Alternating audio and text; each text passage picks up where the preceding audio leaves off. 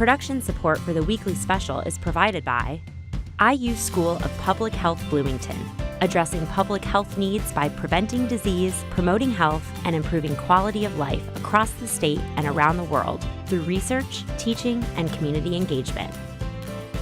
Smithville Fiber, the Giga City Company, a philanthropic community partner since 1922, and a proud supporter of numerous community organizations. More information at smithville.com.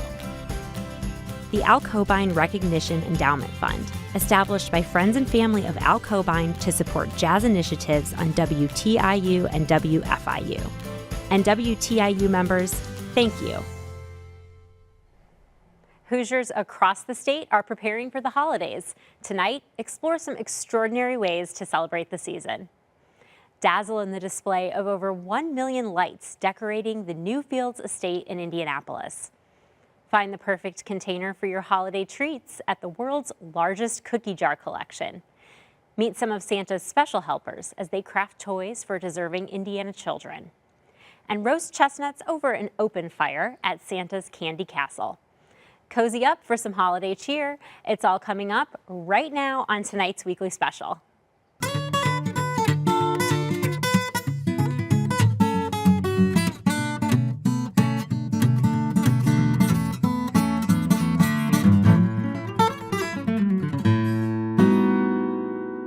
Welcome to the weekly special. I'm Erica Sagone. For many, the holiday season is the prettiest time of year, and one iconic Indianapolis location is taking that beauty to new heights. The Newfields estate, home of the Indianapolis Museum of Art, is hoping their new event, Winter Lights, becomes a celebrated Hoosier holiday tradition. For over 50 years, Indianapolis families have been able to escape the city bustle and enjoy the beauty of nature and the arts at the former Lilly family estate. This year, the campus was renamed in honor of the Lilly legacy and a renewed spirit of community. Newfields is home to the Indianapolis Museum of Art, so you can come here and explore our incredible galleries. We're known throughout the U.S. as one of the top 5 encyclopedic art museums in the country. We have an incredible 100-acre art and nature park just across the canal. We have a beautiful 52-acre garden with a historic home that's a National Historic Landmark. So there's so much more here than just our incredible galleries, and Newfields is our attempt to wrap that all under one name and welcome you to this beautiful campus.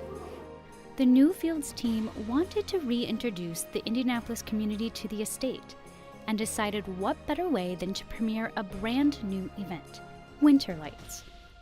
My boss said, well, if we're going to do a light show, we have to see the best in the world. So we flew off to Sweden and to Denmark, to Philadelphia and Atlanta, and to look at both national and international light shows. What we've tried to do is bring back some of those amazing things that we saw and put a Hoosier spin on them.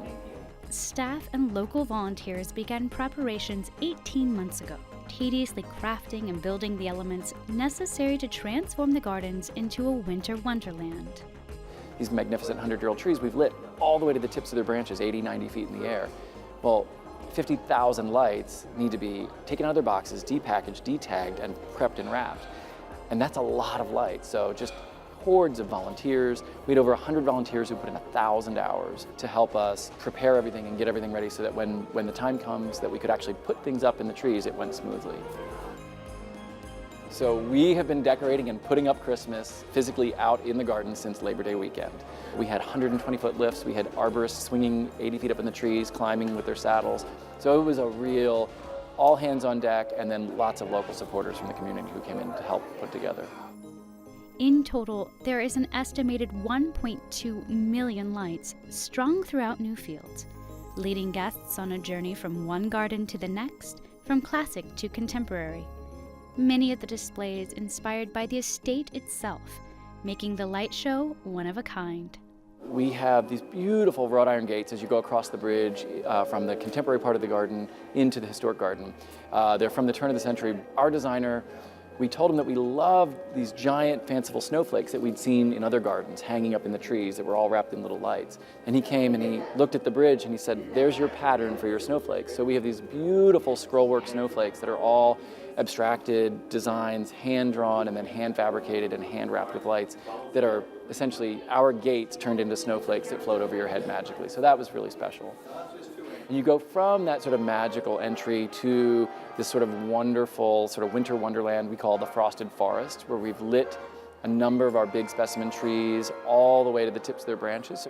And from there, sound draws you in further into a more formal part of the show where you get to see the grand sort of French-inspired Garden of Light dancing in front of the Lily House, made out of 465 panels of metal framework that our team made in-house. And then between staff and volunteers, we hand-stitched 300,000 lights to them. And then we worked with a local programmer to make the entire thing come to life and dance. So the whole garden dances to 5 songs from the Nutcracker Suite. It's sort of dazzling. It has to be seen to be believed, actually. A favorite highlight, however, remains just down the road by the playhouse where the Lilies once entertained. A 42-foot tall tree made entirely out of outdoor children's play toys. Sleds and pools bask in the glow of over 50,000 lights. It's all part of Newfield's commitment to creating a family-friendly experience enjoyable for both young and old. You will see a holiday light show unlike anything you've ever seen before. All senses are engaged with music, and you get a cup of warm cocoa, and you take in the fire, and you really can take it at your own pace. What we've created is a space where you can come with any loved ones and really make memories, and that's, to me, I think that's the most important part of it. You know, we want to become a part of your family tradition. And then hopefully you'll realize that this is a place where no matter when you come, you're gonna have a great time and you'll be more willing to come back and see everything else that's going on. Winter Lights continues into January. Learn more about this jaw-dropping display at discovernewfields.org. Well, each year they're going to add more and more lights to this display, making it definitely a must-do thing during the holidays in Indiana. Well, every year, the folks of Metamora, Indiana, turn their little town into a winter wonderland. But one particular shop seems to evoke the Christmas spirit year-round. The charming town of Metamora is known for its annual Christmas walk. Every year, Indiana's canal town is transformed into a holiday wonderland, complete with dazzling decorations, sparkling lights, fresh fudge, and even Santa himself. But one shop in Metamora is truly like none other in the world. Grannie's Cookie Jar Shop and Ice Cream Parlor is home to the world's largest collection of cookie jars. I never thought about ever getting as many as I've got.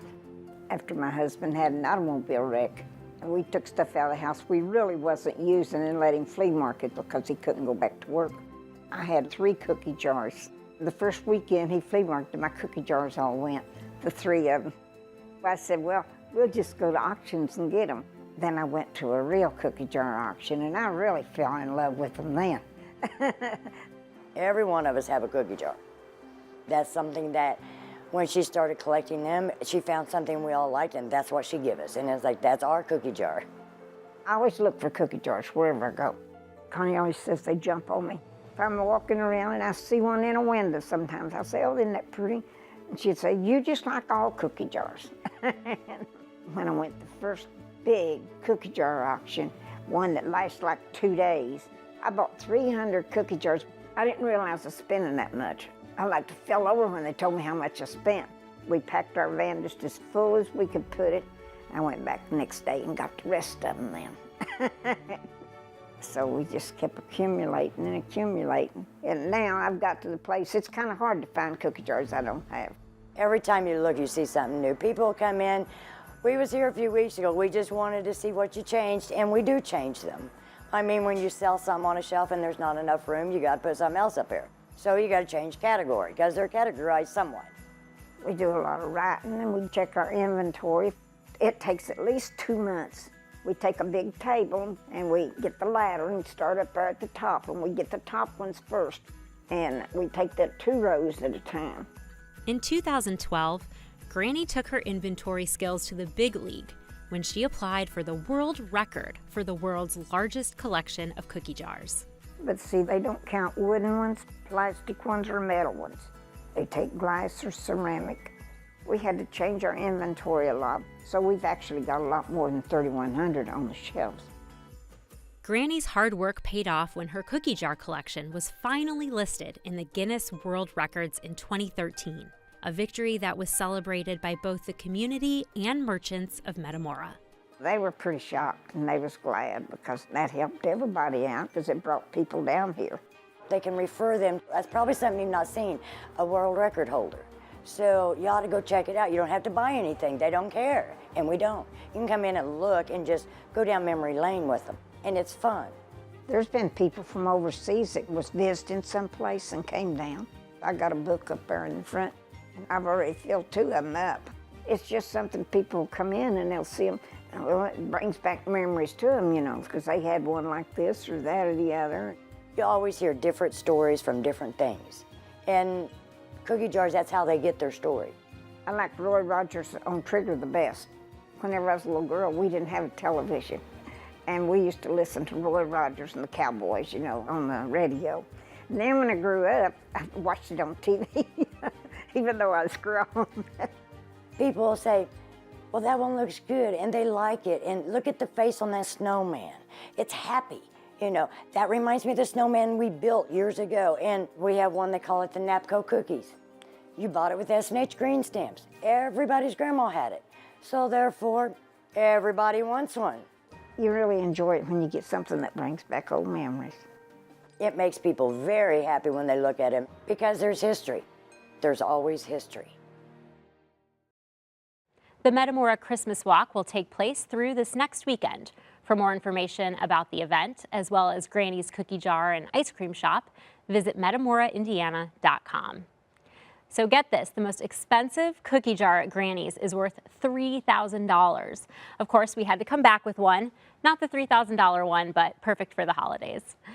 Well, while Granny makes sure Santa has beautiful containers for his delicious cookies, the Central Indiana Woodworkers Club is making sure he has plenty of handcrafted toys for children across the state. Since 1948, wood shops, like this one in Don Melloy's suburban backyard, have housed members of the Central Indiana Woodworkers Club, a group originally known as the Home Craftsman Forum. We have carvers. We have people that make furniture. We've got people that make like kitchen cabinets and things. So we got every different part of woodworking that you can imagine. But for the members gathered today in Don's shop,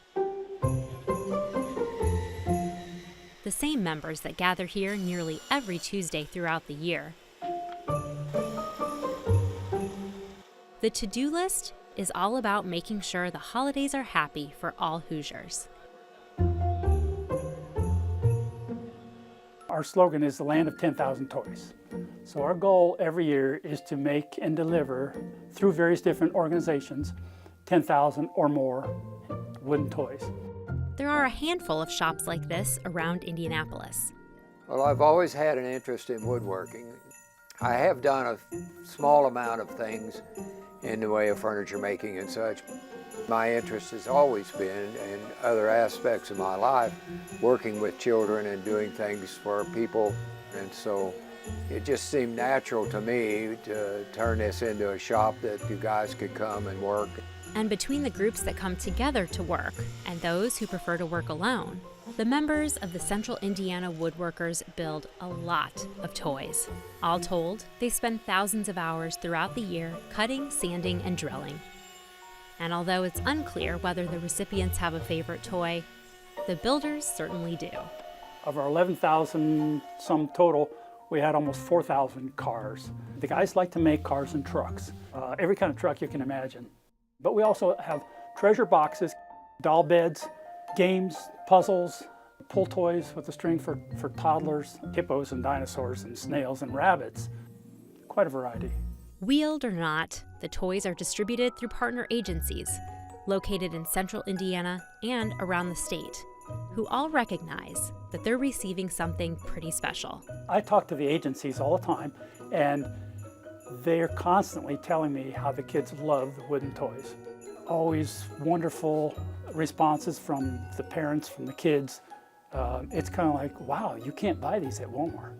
For the members, these build days are a time to work, but also a time for fellowship and a time to learn from each other. These people all come to be our very good friends, but we're sharing techniques. So it's not just about what we learn at the meeting or what we got from from a class that we attended. It's the one-on-one or the small groups where folks are getting around and sharing, well, I do it this way, and oh wow, I've never tried that. So it's a whole bunch of that, and that happens before and after our meetings and every time groups get together. It's great. Sure, it's a bit too far south, and the elves don't look quite like what we've seen in the movies, but this two-car garage in Indianapolis may be the closest any of us ever get to Santa's workshop. And just like Santa, they get some pretty important letters. The big thing for me is reading letters to the members that we have received from agencies. It's interesting to look out over a group of mostly gray-haired old farts and see that there's not a dry eye in the place. There's no place else you can get that feeling of making a difference in the lives of so many children. If you'd like to learn more about the Central Indiana Woodworkers Club, including upcoming events and volunteer opportunities, visit their website, ciww.org. Well, the youngest member of the Woodworkers Club is 10 years old, and this year he made over 250 toys, so those are some busy elves. In Indiana, you can't talk about Santa or his helpers without talking about Santa Claus Indiana. And each year at Santa's Candy Castle, Hoosiers can join together and celebrate the season in a classic way, roasting chestnuts over an open fire. As a tradition to riding to Santa became more popular, so too did the small town of Santa Claus, having the only Santa Claus post office in the country. By 1929, its influx of holiday mail was made famous by Ripley's Believe It or Not, putting Santa Claus on the map for the whole world to see. The next year, the town received over 1 million letters and attracted the attention of Milt Harris, a wealthy businessman who dreamed of building a magical place where families could gather to celebrate Christmas and, of course, Santa. Santa's Candy Castle was the nation's first themed attraction, and it was a Depression-era attraction that made Christmas morning experiences and magic possible for children during the Depression that otherwise would not have had that experience. Nothing was for sale, no admission, and kids could come and see Santa and the elves, play with all the popular toys of the day, that legacy of having free quality entertainment for families during Christmas seasons. Between 1935 and 1941, the Candy Castle experience expanded with the addition of Santa's Workshop and Toy Village. But with the start of World War II, sponsors and guests alike turned their attention to the war effort. The castle fell into despair, buildings abandoned, holiday gatherings non-existent, and for the next 60 years it remained that way. Until Kevin and his wife purchased the property and lovingly restored Santa's Candy Castle to its former Christmas glory. We got the castle restored and reopened after it had been closed for a while in 2006. And we were looking for a unique family event to kind of start as a tradition. We wanted something that would complement the other wonderful events and experiences that were already going on in town. So we kind of made up a short list of some different, unique Christmassy events, and just a few of us brainstorming, and of course, chestnut roasting. That's, what gets more Christmassy than that? And started looking through the list, and it just kept coming to the top. So we said, we're going to do that. Really no idea what we were doing, but that first year was 2006. So this is actually now our 12th year of roasting. We've grown to love it more and more, but it kind of started off as part of just a laundry list of potential free, family events we were going to host, and I'm so thankful that was the one we picked. No one quite knows where the tradition of roasting chestnuts began, but its popularity as a holiday staple was sealed in 1946 when Nat King Cole famously sang out, "Chestnuts roasting on an open fire," in the iconic melody, The Christmas Song. Since then, roasted chestnuts have been synonymous with the season. You can Google probably millions of different ways and recipes to prepare, process, bake, roast, boil chestnuts. What we're doing is intentionally simple. We're stripping it down to its rawest form. We're taking the chestnuts that have been harvested, we're actually scoring them with a knife. We're putting a fine slit with an X across the shell of the nut, basically to release steam as the nuts are roasted. We will take long-handled chestnut roasting pans like it's always been used traditionally for that. We'll just roast them directly in a fire. There's no preparation of the nuts, no oiling or seasoning. It's just raw chestnuts. We'll shake them over the fire for about 15 minutes. It's not a super fast process. It's a little bit labor intensive. We were just doing super basic just to recreate the tradition of that process. It allows time for togetherness, gathering and talking, and just family. And over the past 10 years, the Santa Candy Castle's annual chestnut roasting events have proved popular, not just for local residents, but also for visitors far and wide. It's really a pretty diverse group, predominantly families, either families that are local that'll show up. We'll have families that drive quite a distance and they'll come every year as part of a tradition. I think it's one of the most heartfelt traditional events that we have here. You get to be outside during the winter months, which isn't always the case, and sit around a fire, which is a favorite thing to do anyways. It's a small town Christmas. There's lights and activities that you can make traditions or continue traditions, and there's something for all ages, so it's usually a lot of fun for everyone who visits. People get out of these experiences the family atmosphere and the joy of the Christmas season. What's really cool about it is to be able to hear some of the different experiences, particularly Christmas experiences that guests from all parts of the country and even overseas have and share, and some of the commonalities or some of the uniquenesses. It really just gives kind of a richness to the event that you might not otherwise imagine. You learn to appreciate people, you get away from the TV, you get away from the city, and he's bringing forth tradition that was lost in time. To it, it's going to be a family thing till I'm 100 if I live that long.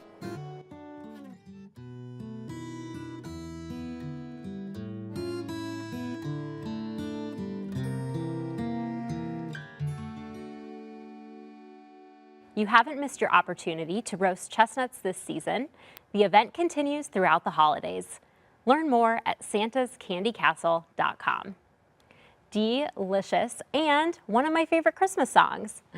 For many Hoosiers, the holidays aren't complete without Christmas carols.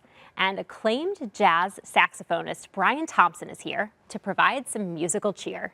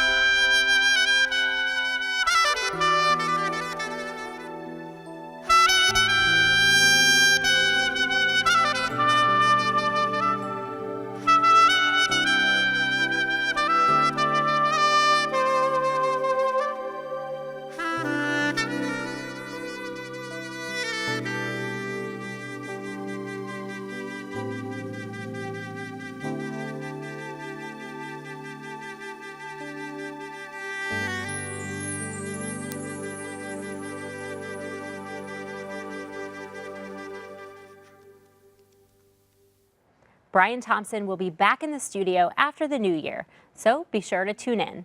Well, that's all the time that we have for tonight.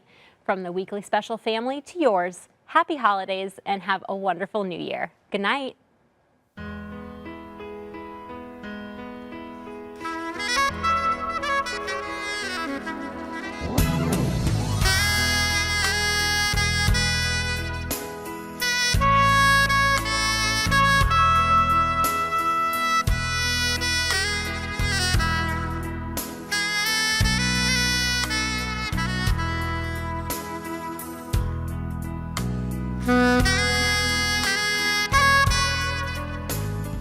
Production support for the weekly special is provided by IU School of Public Health Bloomington, addressing public health needs by preventing disease, promoting health, and improving quality of life across the state and around the world through research, teaching, and community engagement. Smithville Fiber, the Gigacity Company, fiber internet, HD, and digital IPTV in southern Indiana. More information at smithville.com. The Al Cobine Recognition Endowment Fund, established by friends and family of Al Cobine to support jazz initiatives on WTIU and WFIU. And WTIU members, thank you.